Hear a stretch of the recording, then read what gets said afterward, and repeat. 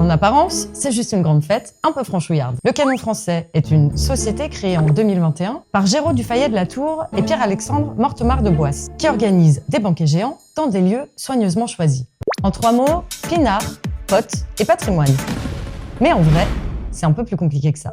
En ce moment, et depuis un certain temps, nous sommes nombreuses et nombreux à avoir un besoin de lâcher prise, de ressentir de la joie, de retrouver du vrai contact avec des vrais humains, sans objectif productiviste ou cadre de travail. C'est ce que propose le Canon Français sur le papier. C'est d'ailleurs écrit sur leur site. Nous souhaitons créer du lien social en rassemblant des personnes venues de toute la France pour partager un moment fraternel et convivial. Les gens se rencontrent, c'est la place du village en fait. On peut se demander qui sont ces gens qui se rencontrent, justement. Parce que parler de lien social en affichant un ticket d'entrée à 80 € est, au mieux, maladroit. On est loin, très loin, des bals de village et de leur mixité sociale. Côté ambiance à table, on retrouve une dynamique familière, déjà observée dans les écoles de commerce par exemple. Il s'agit de la réappropriation par des jeunes issus de milieux privilégiés, de codes populaires, prolétaires, à des fins politiques.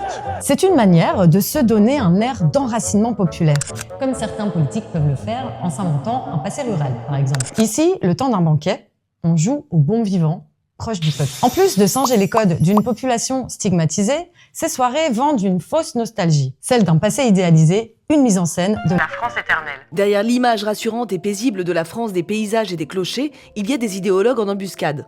Les fondateurs du Canon Français le répètent inlassablement.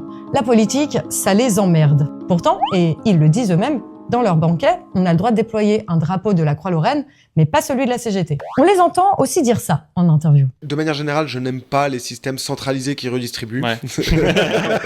Je vise personne. Pas tout à fait neutre, selon moi. On a des idées politiques comme tout le monde, mais on les garde pour nous, on les dit jamais. Il n'en fallait pas plus à Pierre-Édouard Stérin qui s'est empressé de racheter le Canon Français pour le faire grandir davantage. Stérin, c'est un milliardaire d'extrême droite, réactionnaire, exilé fiscal, qui est l'auteur du projet Périclès, une stratégie très élaborée qui a pour but d'amener l'extrême droite au pouvoir en France. Stérin utilise donc ses banquets comme une arène culturelle. On y fabrique une appartenance, on y renforce son identité. Et puis on y fait des rencontres, on discute avec ses voisins, on se conforte mutuellement dans ses idées. Pour conclure, sous ces airs de banquet populaire, le Canon Français reste en fait une stratégie politique de l'extrême droite, même si le contraire est prétendu. Je ne sais pas trop si les deux fondateurs du Canon sont des pions dans le plan de Stérin ou des complices parfaitement conscients du jeu. Quoi qu'il en soit, participer à ces banquets n'est ni apolitique, ni anodin.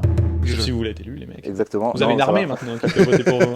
Oui, c'est vrai qu'on a une armée Vous qui prenez le banquet où vous êtes plus rempli un banquet lieu, tous les vendredis à l'école. vous vous présentez à cette zone-là et ils vont tous voter pour vous.